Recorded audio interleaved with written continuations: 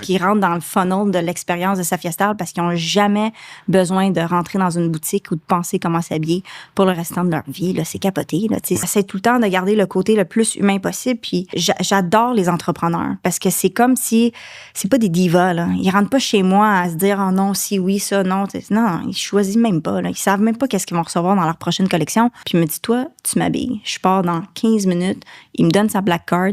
Il dit « Habille-moi, je m'en vais à New York pendant 3 jours. J'ai rien, j'ai pas de carry-on, j'ai rien. » Là, j'ai fait « OK. » T'en es rendu où par rapport à tes objectifs que tu t'étais fixés de réussite? C'est tellement une bonne question.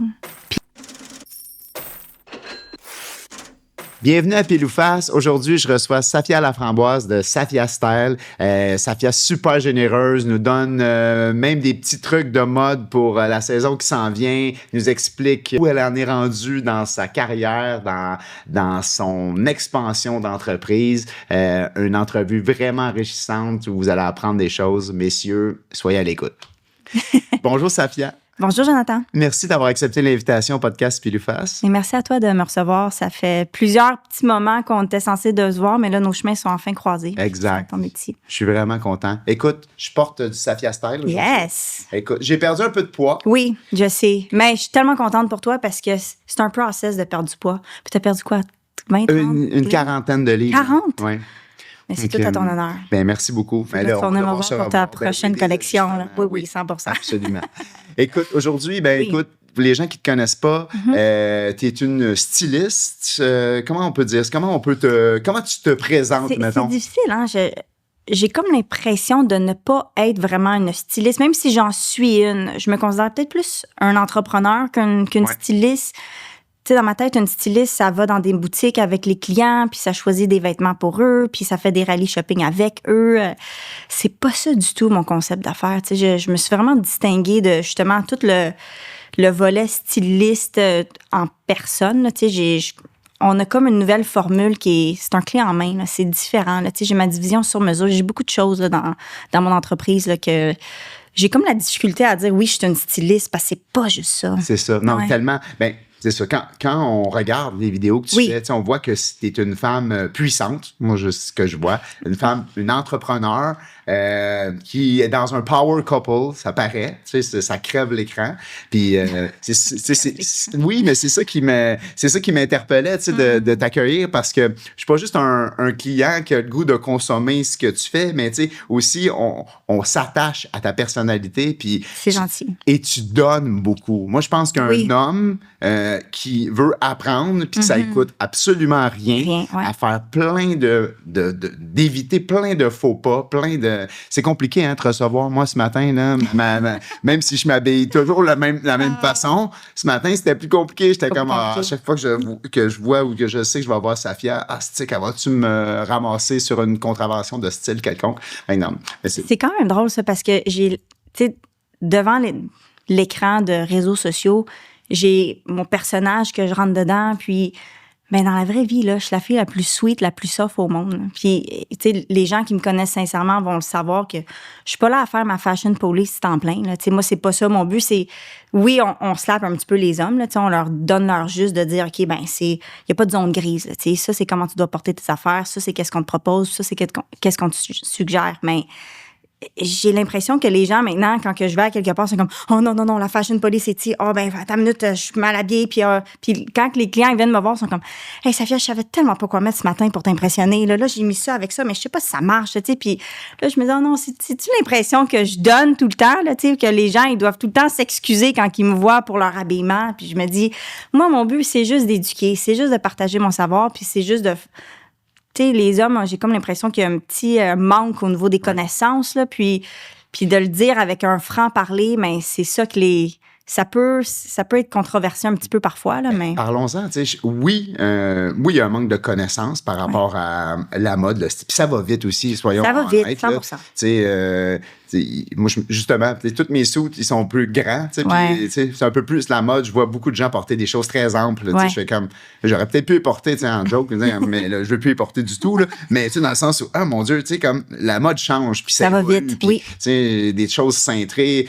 Moi, justement, en ayant eu un surplus de poids presque toute ma vie, la mode là, des cintrés, puis tu arrives dans des boutiques, les chemises sont comme ça, les t-shirts sont comme ça. Tu fais comme, je vais m'habiller comment? C'est un 3X large, puis genre, il me tape sur le dos. Terrible, oui, tu comprends que c'est complexe à être très complexe. Pas dans les standards. Oui, mais c'est même complexe à être dans des standards. J'ai plusieurs de mes clients sont perfect fit dans des boutiques, mais par où tu commences? Qu'est-ce que tu cherches? T'es perdu dans une boutique. Les couleurs, les saisons, les tendances justement qui changent. J'ai vu une capsule sur les bruns. Bon, c'est les souliers bruns, mais c'est plus le bon brun. C'est plus le bon brun, désolé pour toi. Mais ça évolue. Puis quand tu achètes des choses de qualité, quand tu achètes des choses de qualité et que tu ne veux pas t'en départir, tu te dis, écoute, ils vont venir en mode. Dans 5 ans, ça va peut-être être le bon brun. Je vais le prendre de côté, je vais aimer. Exactement. C'est ça. Tu sais, la mode, c'est pas sorcier, là, ça se recycle. Là. C'est pour ça que les affaires qui étaient in il y a 10 ans, ça commence à revenir en force cette saison-ci, mettons. Là, il y a rien de, on réinvente rien en mode. Les grands designers, là, c'est pas qu'ils sont extraordinaires, c'est parce que ils ont compris que c'est une chaîne qui ne finit plus.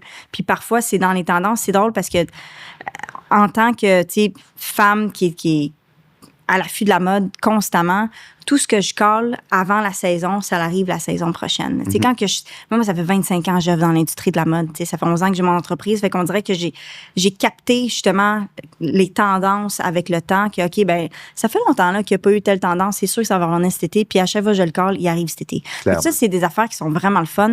Mais je suis une experte, je suis connaisseur de quelqu'un qui s'y connaît pas. Toi, tu es dans le domaine financier. Oui. Mais je me cache en dessous d'une planche si on commence à parler de finances puis d'affaires. Moi, j'ai un département qui s'occupe de ça pour mon entreprise. Mais y a-tu quelque chose de plus cyclique que les finances? C'est la même affaire. Oui, exactement. À un moment donné, c'est ça. Tu restes engagé, puis les cycles, ils partent et ils reviennent. Exactement. C'est toujours les mêmes choses. C'est toujours la même chose que tu dis aux gens. C'est toujours la même gestion des émotions. Puis, écoute, je suis vraiment content de t'accueillir. J'ai plein de questions, mais je veux qu'on parle de la culture de la mode au Québec. Premièrement, ta clientèle, c'est niché. Très niché. C'est pas 1 à 3 % de la population. Oui. C'est très, très, très niché. J'essaie de parler le plus out large possible à la communauté de Instagram, Facebook, TikTok, mais à la fin de la journée, là, je parle avec 3 vraies personnes, là, parce que c'est des entrepreneurs, c'est une prise en charge totale. Ça coûte l'argent, venez me voir. Là, c'est pas quelque chose qui, je vais le dire, là, c'est pas... Puis des fois, comme un juste milieu au Québec de parler d'argent, mettons, puis on peut pas en dire trop, puis on peut pas trop parler des forfaits, puis trop... pas faire peur à personne. Non, exactement, mais en même temps, il y a une expertise, il y a une valeur à tout ça, puis quand que les gens, ils commettent ils comprennent que... Ça change toute une vie là, quand ils rentrent dans le funnel de l'expérience de Safia Style parce qu'ils n'ont jamais besoin de rentrer dans une boutique ou de penser comment s'habiller pour le restant de leur vie. Là. C'est capoté. Là, on s'en va ailleurs, mais ça demande un type de clientèle assez... C'est des hommes d'affaires fortunés, c'est des entrepreneurs souvent, des gens qui n'ont pas le temps, là, qui n'ont pas de connaissances puis qui comprennent le pouvoir de déléguer. Oui. Si tu as une femme de ménage chez toi, puis si tu as quelqu'un qui fait ton épicerie, puis mais pourquoi tu n'as pas quelqu'un qui t'habille? Puis les hommes ne savent pas comment s'habiller. Là. C'est fou à quel point que c'est très rare que je vais rentrer dans un événement, puis je vais dire, oh wow, son look à lui, il est parfait. Je pense que ça m'est arrivé 3 fois dans ma vie. Puis ça, c'est... Ils sont doubles, là, tu te rends compte que c'est tes clients. Ouais, c'est ça. Non, mais c'est ça, c'est complexe, comme on l'a mentionné, puis à un moment donné, on ne sait pas par où commencer, puis toujours la même chose, faire affaire avec des professionnels. Mais oui. Puis en bout de ligne, c'est pas tellement coûteux, parce que ça, c'est une autre affaire. C'est quoi être entrepreneur, puis un entrepreneur à succès, c'est une question de mindset, beaucoup. 100%. Puis le suit, quand on dit l'habit fait pas le moine, je m'excuse. Je sais. Mais un suit, quand je mets mon suit sur mesure versus un autre, c'est complètement une autre affaire. Ah oui. Premièrement, c'est soit quelque chose d'important ou quelque chose. Puis là, tu te sens en confiance. Oui. Hein? Tu mets une armure de confiance sur toi. Exactement. Mais tu sais, c'est plus. Tu dis, je me place sharp. Ouais. Aujourd'hui, aujourd'hui, je suis pas underdressed, je suis overdressed. Ouais. Aujourd'hui, je vais être au-dessus de la mêlée. Moi, c'est comme ça que je me sens. Puis ça a un gros incidence, tu sais, en tout cas, sur 100%. ce que les gens vont percevoir. Puis, tu sais, on vit dans un monde de perception. 100%. Malheureusement, dans certains cas, mais il y a beaucoup de... Ouais. Ben, tu sais, parlons... Le podcast s'appelle Pile ou Face. Oui. C'est sûr et certain je veux qu'on parle d'argent, mais pas juste ça. Ta clientèle. Oui. Comment tu réussis à asseoir justement un homme puis pas le convaincre, mais dire là, tu dois investir une somme importante sur ton apparence, puis c'est durable. C'est quoi votre approche par rapport à ça? Ben, nous autres, ça fait longtemps que. Ben, pas si longtemps que ça, quelques années qu'on a commencé à être très fort sur les réseaux sociaux. On en parlait tantôt, une plateforme de réseaux sociaux en ce moment pour les entreprises, n'importe qui veut se faire voir ou se faire mettre sur la map, c'est vraiment important qu'il doit partager son savoir sur les réseaux sociaux. Et moi, avec le temps, on dirait que le fait que je me suis aussi distinguée et différenciée de toutes les autres personnes qui faisaient mon métier, puis être constant sur les réseaux, justement, faire un petit peu de bruit aussi, aller chercher une bonne communauté sur les réseaux, ça fait que à la fin de la journée, il y a comme l'aspect de crédibilité, de notoriété.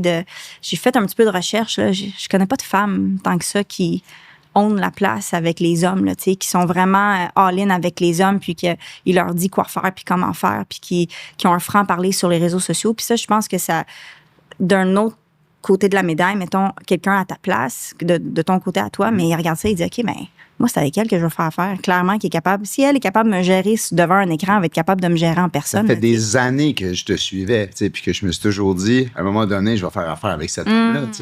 Je n'avais pas de podcast, je n'avais pas rien de. Je me suis dit, c'est elle la réponse à plein de questions que j'ai. Écoute, ça me fait donc plaisir. Mais tu sais, nos chemins se sont croisés pareil, là, parce que justement, j'étais devant ton écran à chaque semaine, là, pendant plusieurs années, ce qui fait que la constance à travers de tout ça. Puis aussi, quand les gens ils voient que ça fait 10 ans que j'ai mon entreprise, des fois, on se dit, elle vient de commencer ses affaires, on va lui donner une chance, 2-3 ans passent, OK, on n'en entend plus parler. Souvent, c'est ça qui arrive. Mais dans mon métier, les gens qui excellent, puis qui sont vraiment des connaisseurs et des experts, mais ça fait des années qu'ils travaillent sur leur art puis sur leur craft. Puis, moi, c'est souvent ce que je fais. Avant, j'avais toute une équipe de vente qui gérait mes clients, parce qu'on fait beaucoup de publicité. Fait que l'équipe de vente était au téléphone temps plein, puis ils parlaient avec les leads, mais ils parlaient pas à moi, les leads. Les gens, ils me parlaient pas à moi directement. Ils parlaient avec quelqu'un qui essayait d'être dans ma tête, mais qui l'était pas du tout, là, Fait que là, j'ai trouvé qu'il y avait un manque de connexion humain, parce que pour moi, dans ma business, il faut que le plus authentique que je peux rester. J'ai pas envie que quand le client il vient me voir, il dit « Oh mon Dieu, t'es vraiment pas la même fille que j'ai vue sur les réseaux. » Le but, c'est vraiment je partage mon savoir, mais quand tu rentres chez moi, imagine ce que je peux t'offrir comme expérience quand que là, tu rentres dans ma maison, là, tu rentres dans mon chez-moi, que moi, j'ai juste à faire te chouchouter puis te traiter comme un roi puis te servir à la hauteur de l'homme que t'es, là, tu sais.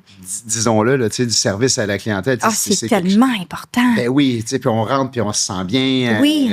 Son staff est souriant, sont professionnels. Oui. Premièrement, les autres aussi, ils sont bien habillés. C'est important aussi. Ben oui. Il faut qu'on garde les standards. Là. Absolument. Puis là, tu te sens valorisé. Puis là, c'est comme, OK, on prend du temps pour moi. L'équipe s'est arrêtée comme... Puis c'est un 100%. Processus sérieux. En tout cas, c'est une expérience. Oui. Tu sais, ce qui est arrivé, sûrement que ça va être dans tes prochaines questions, je sais pas, mais moi, quand j'avais commencé dans l'industrie de la mode, quand j'ai vu qu'il y avait un gros lac, un gros problème, c'est là que j'ai dit, hey, là, je vais partir ma business, puis je vais en faire une solution. Puis c'est ça qui m'a vraiment strivé à faire, OK, tu sais, les hommes d'affaires, ils ont de l'argent, ils ont pas de temps, ils ont aucune connaissance, savent pas comment s'habiller. Pourquoi qu'on fait pas quelque chose d'un one-on-one, là, prise en charge totale, que t'es pas mélangé avec 15 autres personnes dans la même salle, ou que c'est vraiment, tu sais, les conversations que j'ai avec mes clients, ça, là, vaut de l'or. Ça fait en sorte que mon mind, mon cerveau, il est tellement stretché à la fin de la journée parce que j'ai eu des conversations avec des multimillionnaires, des gens qui génèrent, qui ont plein d'actifs, qui ont plein d'entreprises, qui ont plein d'employés, puis ils me partagent. Tu sais, on dirait que je suis comme une psychologue en même temps. Là. Oui. On parle de business, on parle d'affaires. C'est l'école de business, mais à un autre niveau. Ils te payent pour venir te donner leur connaissance. C'est win-win. C'est pour ça que j'essaie tout le temps de garder le côté le plus humain possible. Puis j'ai même pas une équipe de vente maintenant, à ce jour, pour pour appeler les leads qu'on reçoit, c'est moi qui les appelle directement parce que je veux savoir qui match mon énergie à moi. Puis qui rentre aussi dans la zone de budget, puis tout ça. Tu sais, je pose beaucoup de questions parce que je veux tout savoir sur le client avant qu'il rentre chez moi. Hey, je connais même le nom de son chien, je sais même quel char qu'il conduit, je sais combien de chalets qu'il y a, je sais s'il y a une autre maison au Bahamas ou pas. Je connais tout sur sa vie. Je sais même s'il y a une maîtresse ou pas. Je sais tout sur la vie de La mes clients. couleur de la chemise préférée de la maîtresse. Je jure que oui. Non, mais c'est vraiment ça. Tu sais, on dirait qu'on rentre dans un environnement puis c'est top secret, là. C'est 100% confidentiel, là. Parfois, je fais des petites stories, tout ça, mais, tu sais, les stories, je demande toujours la permission du client par peu respect pour lui. Tu sais, il tente peut-être pas de... Nous autres, on a un réseau, une plateforme de au-dessus de 250 000 followers. Peut-être pas le temps de mettre sa face devant l'écran puis que là, quelqu'un qui est censé être en meeting avec lui cette journée-là, cette heure-là, se dit « Ah ouais, c'est là que t'es allé chez sa Fiesta ou peu importe. » C'est super important. À ce niveau-là, c'est c'est tellement important. 100% confidentiel, mais c'est de poser les bonnes questions aussi là, pour les clients. Là. Y a-tu des clients que tu as le droit de parler, que, ben, tu sais, bon, à part PC Jolicoeur, qu'on voit beaucoup dans tes affaires, tu sais, que des gens plus connus qui te donnent la permission de dire que tu es leur conseillère? Moi, je suis plus du genre à... J'aime moins à... Comment je peux vous le dire? J'aime moins avoir une clientèle de gens connus. OK. Pas parce que... Il n'y a pas de pertinence pour moi de m'associer avec ces gens-là pour élever mon brand ou élever ma personne. Okay. Je suis quand même assez discrète dans mes clients. Tu sais, j'adore les entrepreneurs parce que c'est comme si...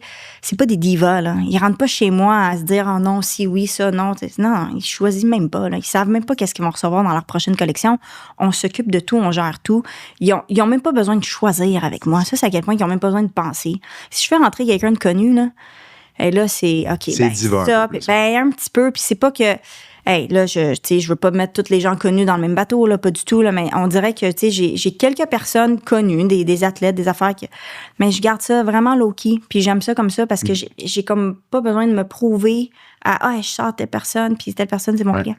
On dirait que je m'en balance complètement. Je sais pas comment l'expliquer. Je suis pas attirée envers ça. Ça m'excite pas une personne connue. Je comprends. Je suis pas impressionnée. Je peux te comprendre. Non, c'est tout à fait vrai. Tu sais, tu disais tantôt que ça fait t'as commencé vraiment plus les réseaux sociaux, puis promouvoir là-dessus, mais ton background, c'était quoi, tu sais, à la base, tu sais, la jeune Safia, tu sais, comment t'as commencé dans la mode? Écoute, je pense que j'étais en maternelle. J'ai eu un étincelle, j'ai eu une passion pour la mode. À partir de ce moment-là, je vais toujours me souvenir, j'avais un professeur qui nous a demandé « Hey, tu sais, fais un dessin de qu'est-ce qui te rend heureux dans la vie, tout ça. » J'ai mis moi puis ma grande sœur. On jouait dehors, puis elle avait un chandail écrit Versace, puis moi Gucci, puis je savais même pas comment écrire mon nom. Puis là, j'ai remis ça à mon prof, puis elle m'a dit « Mais ça n'a pas de sens, là. Tu vas être une designer plus tard. » Puis là, finalement, à partir de là, j'ai commencé à vraiment aimer la mode. J'ai travaillé à un âge très jeune, à l'âge de 12 ans, j'ai commencé à travailler. C'était un petit peu légal, là, mais c'était pour mes parents, fait que ça passe. Là. C'est ça. Mais puis après ça, j'ai comme monté des échelons assez rapidement. J'ai touché à vraiment tout ce qui a rapport avec la mode, que ce soit retail, wholesale, puis jusqu'à même bureau chef. Puis après ça, je me suis dit, OK, ben là, j'ai goût de partir de ma business. Là, j'ai assez comme forgé une expérience sur le terrain. Puis j'ai étudié en mode aussi, en commercialisation de la mode au Collège La Salle. Toute ma vie a été autour de la mode, là, tu sais. Puis à un moment donné, puis j'étais même pour la mode féminine au début. Mais quand j'ai goûté à la mode masculine, puis de savoir qu'un homme, il s'estime même pas avec toi parce qu'il pense que ses hanches sont trop grosses, là, j'ai dit, OK, là, on a quelque chose. Ouais. Puis là, puis je pense que, en fait, ma dernière job que j'ai eue, j'étais chez Harry Rosen. Mm-hmm. Puis là-bas, je me souviens, une de mes premières journées, là, comme tout le monde là-bas, c'était juste des hommes, là, les vendeurs. Là. Puis la première journée, j'ai un client qui est arrivé à plein fouet. Il est arrivé droit vers moi, juste parce que j'étais la seule femme sur le plancher. Puis il me dit, toi, tu m'habilles. Je pars dans 15 minutes. Il me donne sa black card.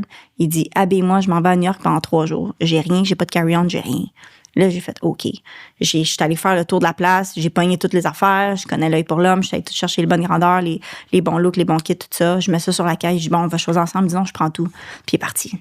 J'ai fait, attends une minute, là. C'est ça, un homme, là? Là, ça m'a tellement excitée. J'ai fait, ben voyons donc. J'avais rien fait, là. Puis à cause que j'étais une femme. Fait que le pouvoir d'être une femme en tête d'une entreprise pour les hommes, je pense que ça les sécurise de savoir que là, je t'habille pour un œil d'une femme, tu sais, je t'habille pour que tu plaises à tout le monde. Pas juste aux hommes, pas juste aux femmes, mais à tout le monde. Tes partenaires d'affaires, ta conjointe, tes amis, tu sais, quand tu vas dans un barbecue ou un brunch, mais c'est cool d'être bien habillé, puis c'est le fun de recevoir des compliments, puis quand tu sers ta poignée de main à ton gros deal que tu t'es en train de préparer depuis des mois, puis t'arrives plus sharp que l'autre, puis l'autre fait affaire avec toi parce qu'il se dit, hey, si lui est aussi sharp que ça, puis s'habille autant bien que ça, imagine qu'est-ce qu'on peut faire comme business ensemble.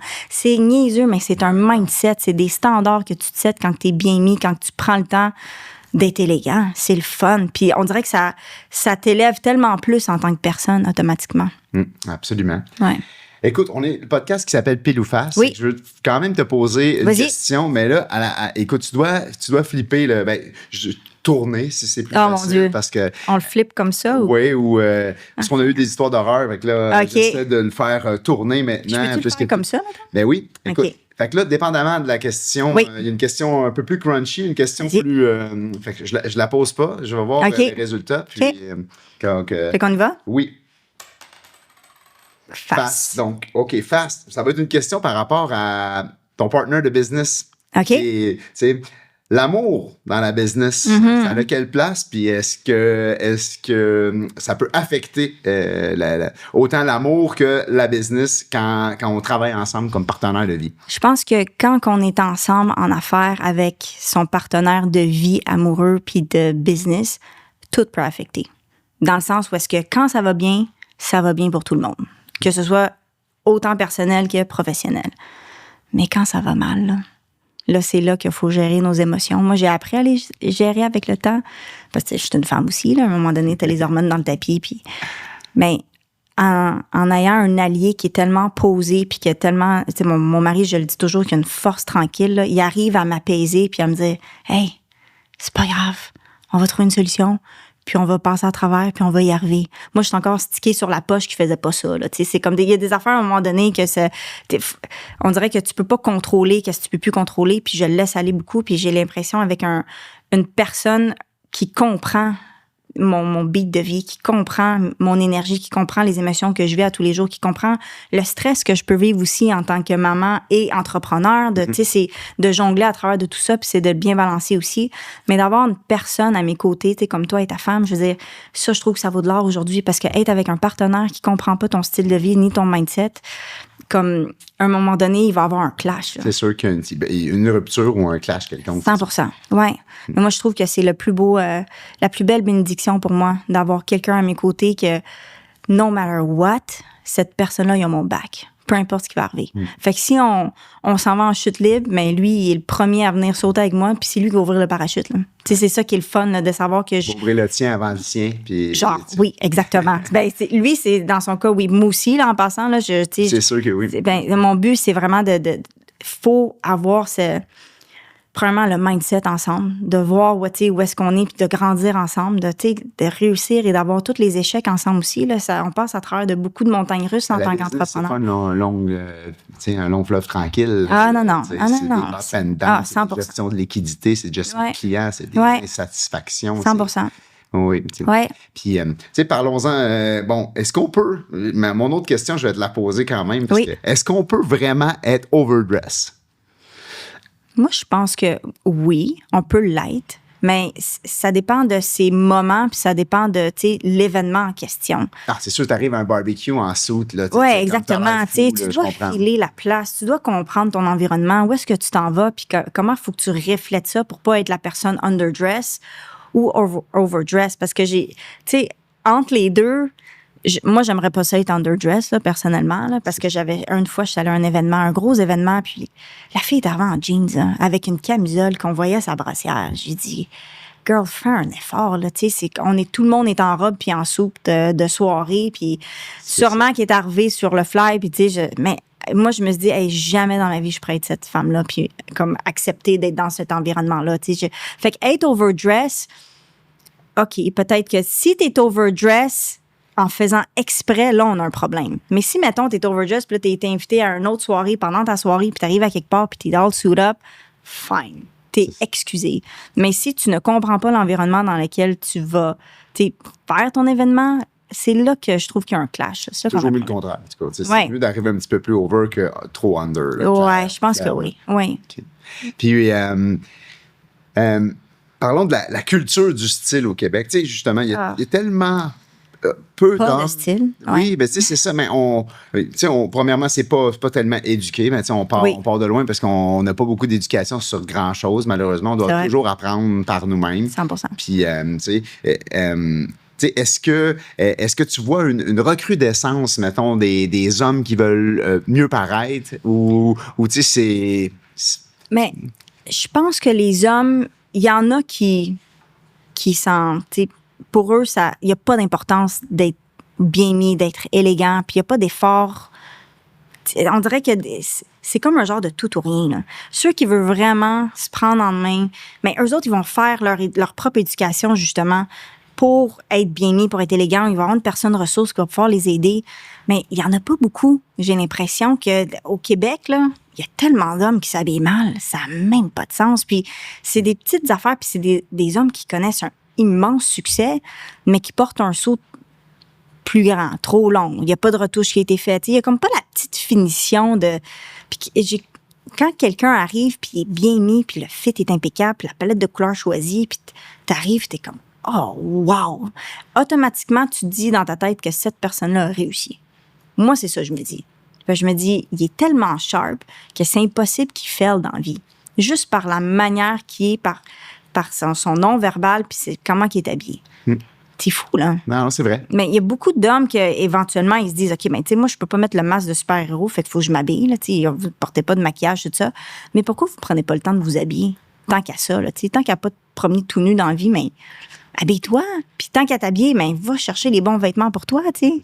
Habille-toi bien. Mais oui. Mais tu penses-tu qu'il y a une question d'ego en arrière de ça ou c'est plus... moi, je connais... Il y a des gens...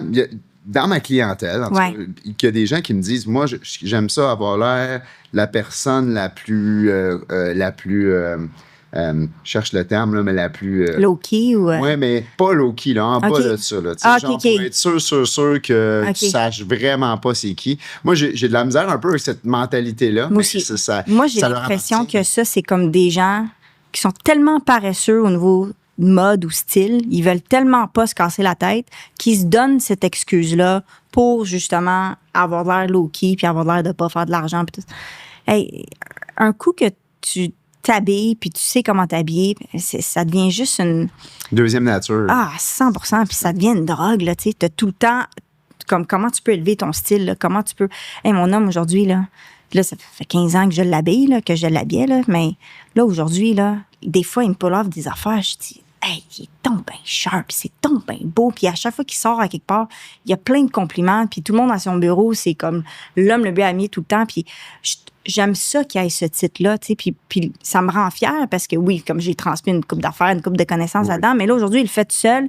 Puis même des fois, il pull off des affaires que j'aurais jamais même pensé que ça aurait été top. Puis c'est tellement beau. Je trouve ça rafraîchissant, un homme qui est capable de bien s'habiller par lui-même. C'est le fun. Moi, ça fait tellement mon bonheur.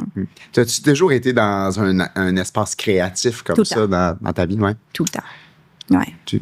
Dans tous les jobs que tu as faits ou quoi? Ah oui.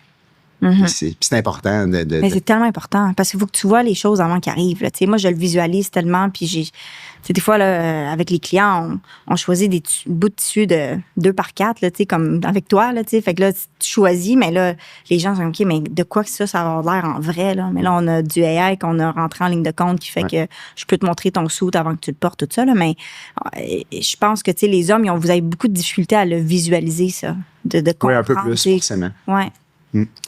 Je vais juste prendre un petit moment pour remercier nos deux partenaires financiers. Premièrement, Marcel Solutions Financières.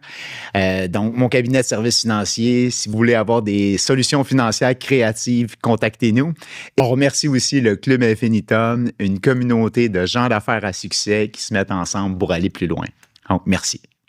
Selon toi, est-ce que l'élégance, justement, c'est une forme de pouvoir? Oui. À 1 million %.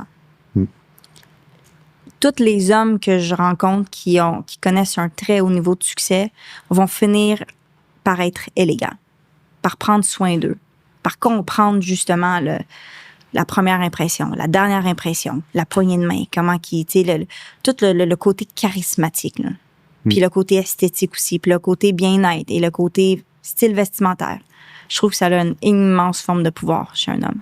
Si tu avais des cues à nous donner, mettons, côté style, couleur, agencement Ouais. pour l'été 2026 Ouais. qui s'en vient. Tu sais. Là, bon, je connais ton amour particulier pour le grège. Ouais. Tu sais, moi, c'est ma prochaine couleur de suit. Et Ouais. ben, Ah, ça ferait tellement bien. à moins que tu décides que ce ne soit pas celle-là. Ça dépend Mais- de la saison.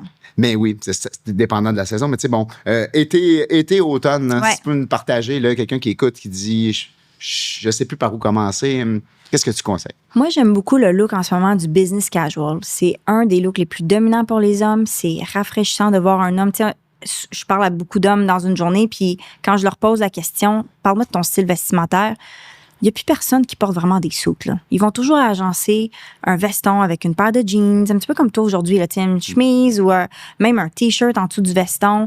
On rend le look... La cravate est disparue La depuis. cravate est bon vraiment temps. disparue. Depuis la pandémie, là, j'ai comme l'impression qu'on a remis des pendules à l'heure au niveau du style vestimentaire, tu sais, vu qu'on était virtuel pendant tellement de temps, puis après ça, on est revenu en présentiel. Mais les gens, il y a comme un nouveau charme au style, aux vêtements, au look, tu sais, c'est permis aujourd'hui de porter un jeans pour aller travailler. C'est permis aujourd'hui de plus avoir besoin de porter la cravate avec le full suit tout le temps en third piece. Tu sais, des fois, c'est too much. Hein.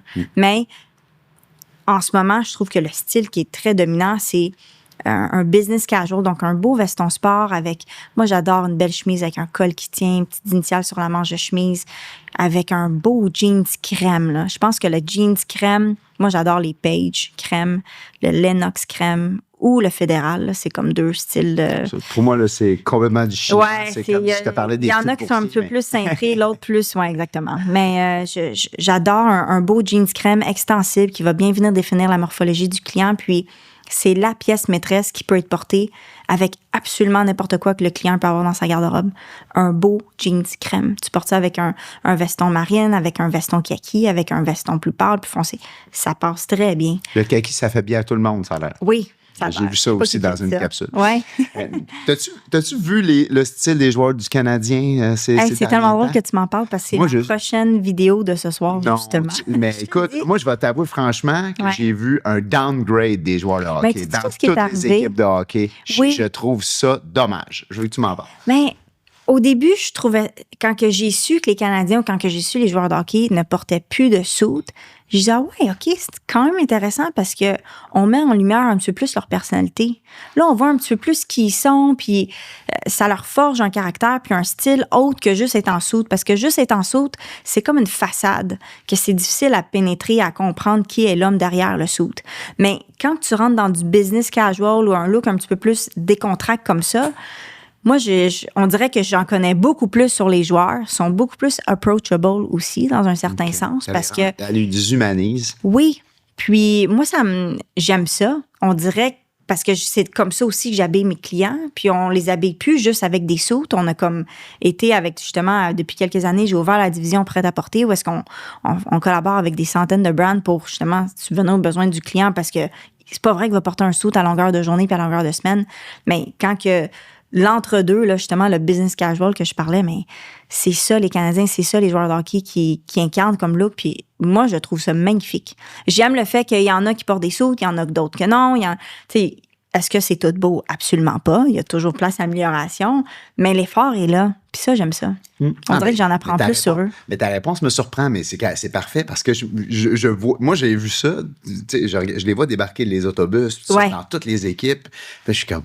Aïe, ça a changé. Ça a changé. Le hockey professionnel. Puis c'est Oui. sûr que ça va dégrader sur le hockey junior puis le puis tout 100%. ça parce que forcément. Puis là, mais j'aimais, moi, que les jeunes, même les jeunes j'aimais ça aussi. Oui. 10 ans, de 12 ans Ouais. qui jouaient dans le 2A ou dans Ouais. le 3A, ils étaient obligés de se mettre un suit. 100%. Tu sais, tu te mettais dans un mode. Mindset. Tu joues pas au hockey. Ouais. Tu sais, tu veux aller plus loin. Ça met des standards, là. Ouais. Oui, tu sais, Je comprends. moi, c'est ce bout-là Oui. que je, tu sais, un peu comme, tu sais, comme si je me présentais avec un T-shirt, tu sais, pour aller voir les placements, tu sais. Ouais. Tu sais, ça dérange personne de mes clients, mais moi, Ouais. je sais que c'est pas moi. tu sais. Oui, 100%. Mais c'est vrai, par exemple. Si j'ai besoin de choisir, c'est sûr, je choisis le full suit. Mais est-ce que j'apprécie de voir le look plus décontracté à 100%, juste... Personnalisé. Ouais, juste pour le personnaliser puis mieux comprendre qui sont ces personnes-là. Mais As-tu oui, analysé le style de Albert Jacquet? Est-ce que tu l'as regardé? oui, il y en a quelques-uns que, en fait, j'en parle dans une de mes vidéos, puis l'autre vidéo après, je commente sur les styles. Puis revoir. Bon, ben, ça sort cette semaine, en fait. Je pense que c'est aujourd'hui puis demain. Je veux que, tu sais, toi, personnellement, dans ton... Où t'en es rendu où par rapport à tes objectifs que tu t'étais fixés de réussite? T'sais, est-ce que t'es au début, selon toi, de ta réussite ou t'es médium ou t'es rendu déjà où tu voulais atteindre? C'est tellement une bonne question. Puis là, tu me parles de début d'une réussite, puis je pense que c'est là que je me situe. Dans le sens où est-ce que, tu sais, j'ai fait mon chemin de vie à aller chercher l'expérience, à aiguiser mon art, à aller chercher le plus de knowledge possible pour mes clients, pour ma communauté, Puis, tu sais, on a bâti quelque chose de quand même extraordinaire, là, avec la division sur mesure, la division prête à porter. On a fait le tour du monde pour aller trouver des fournisseurs. On acquiert une super belle bande de données de clients, d'entrepreneurs, Puis, on dirait qu'aujourd'hui, pas que c'est pas assez, mais c'est comme le début d'une aventure que là, pour moi... Tu sais, ça, j'expliquais justement à ta femme tantôt. Tu sais, quand tu es trop dans ta business, tu n'es pas capable de voir plus loin, puis frapper plus fort, puis aller, tu sais, de voir la vision de qu'est-ce qui s'en vient. Mais là, dernièrement, je me suis comme plus mis en retrait pour voir le bigger picture. Puis là, j'ai dit, OK, oui, I made it d'une certaine manière, d'un certain forme professionnelle. Un niveau de statut. Exactement. Est-ce que c'est assez? 100% non. Est-ce qu'à tous les jours, j'apprends? Absolument. Est-ce que je vais faire encore? C'est sûr que oui. C'est sûr que oui. Sauf qu'on dirait que j'arrive à un point où est-ce que ce que je suis en train de préparer pour le futur, avec la legacy que je vais laisser pour mes enfants, pour ma fille, je pars d'autres entreprises. Il y a d'autres choses qui s'en viennent pour Safia Star. Safia Star, c'est comme un tremplin pour moi de sauter dans l'avenue où est-ce que, tu sais, pas que je suis pas si vieille que ça, mais je suis pas si jeune que ça non plus. Mais j'arrive, je me suis toujours dit à mes 40 ans, là, je vais commencer à mûrir, puis là, je vais brasser les choses pour de vrai. Là. Fait qu'il en reste pas gros, là. Tu sais, j'ai 37 aujourd'hui. Fait que je me dis, tu sais, ça fait tellement d'années que je travaille pour devenir la meilleure version de moi-même. Je fais tout ce que j'ai besoin de faire pour exceller dans ce que je fais, puis être la meilleure dans ce que je fais aujourd'hui, parce que quand tu y crois, mais tu l'es à un certain moment donné, là, tu sais. Puis ça, c'est avec toute humilité, là, oui, dans le sens que je me dis, tu sais, on se différencie beaucoup des autres par rapport à ça, mais mon but, c'est vraiment de me rendre... Tu sais, on voit les 5, 10, 15, justement, 20 prochaines années de ma vie. On dirait que c'est là que je vais tap in dans tu sais, dans The Better Me. Là. C'est là que je vais vraiment aller chercher tout ce que mon pouvoir en tant que femme entrepreneur, en tant que maman. C'est là que je vais vraiment, tu sais, mieux comprendre ma personne aussi, puis avoir vraiment un empire, là. Ouais. Je me sens exactement à la même place que toi. Ah, tu sais, un oui. niveau d'expertise, Oui. tu as accompli des choses beaucoup plus grandes que la moyenne du monde. 100%. Mais tu as encore faim, puis c'est pas assez. Mais c'est pas une ambition sans borne, puis pour... Juste défoncer des portes. Exactement. Pas, lentement, mais sûrement. Oui. Mais tu sais, quelque chose... Je me sens exactement au même point que toi. Fou, moi, hein? Avez-vous un plan que vous revisez de temps à autre? Moi, je fais des vision boards. Lui est moins vision board. Lui est plus comme très... C'est pas si concret. On le faisait avant, les vision boards ensemble, mais moi, j'aime ça, faire ça. Là. Fait que, je fais des après-midi avec mes sœurs, puis on se fait du bricolage, puis on fait des vision boards, puis on les monte, puis on est tout excités. Là. Mais c'est capoté, les vision boards, hein? Qu'est-ce que ça fait? Là? Moi, j'avoue, ma femme en fait un chaque année. Ah ouais! À la fin de l'année, t'es subjugué à quel point les choses se sont réalisées. Je fais comme, aïe, aïe. Wow. J'avais rien de prévu. Il s'est passé beaucoup de choses. Ouais. Beaucoup de choses que j'ai faites qui étaient sur ce vision board, là, qui n'étaient pas le mien. Mais c'est fou, hein? C'est fou. Puis là, puis à chaque fois, je me dis, pourquoi j'en fais pas un? 100%. Puis je suis tout à fait honnête.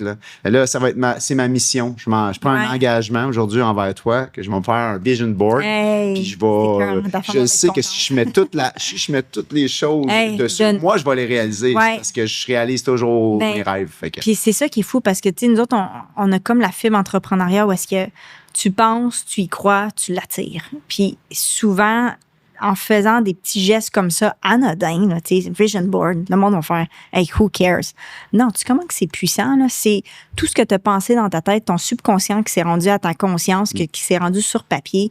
C'est comme une triple confirmation des choses que ça va arriver. Ouais. Fait à quel point que ça peut ne pas arriver, là. Les chances sont très minces si tu mets tous les efforts de ton côté pour te rendre là. Mais si tu sais pas que ça existe, puis que c'est pas ça ta ligne, ta destination finale, comment tu fais pour, tu sais, je trouve juste que ça fait que, comme dans ta vie, c'est comme il n'y a rien qui devrait être laissé au hasard, là. C'est comme tout doit être pensé, calculé à un autre niveau, là, pour que tu attires tout ce que tu veux, là. J'ai pas un vision board. Par exemple, j'ai une bucket list. Puis cette bucket c'est bon, list-là, elle m'a fait bouger beaucoup, là. Ouais. Tu sais, j'ai lu à 39 ans. Tu sais, j'ai réouvert ma bucket list à 39 ans. Puis j'ai réalisé que j'avais écrit courir un marathon avant 40 ans. Wow! J'étais comme, aïe, c'est aïe, capoté, ça. aïe. J'ai plus beaucoup de temps, fait que je me suis donné un coup de pied dans le derrière, puis à fin de compte, j'ai pas fait le marathon, j'ai fait des demi-marathons, mais j'ai fait un demi-Ironman. Bon, puis là, la prochaine étape, c'est le full Ironman, c'est le full marathon. C'est sûr que je vais le faire. Ouais. C'est sûr, je vais le faire, parce que pour moi, c'est comme... c'est comme quand la t'es là-dedans, là, ça a l'air... Puis c'est le défi d'une vie, je veux pas le minimiser, mais un coup, tu fais le demi, tu fais comme... Ah, yeah. OK. What's next? De faire un full. Ouais. Bon, c'est plus d'entraînement, beaucoup plus. C'est complètement différent. Mais c'est sûr que c'est atteignable. 100%. Fait que, merci. C'est bon. Cette générosité-là. Ben là, merci à toi. Merci à vous. On a eu un bon temps. Merci beaucoup de ta générosité. Merci. Je trouve ça vraiment cool. J'aurais pu passer une autre demi-journée avec toi. C'était le fun. T'apprécies. On va le refaire. On va le refaire, avec mais plaisir. on va faire des capsules quand j'irai me faire habiller par ton équipe. Avec plaisir. Merci beaucoup de me recevoir.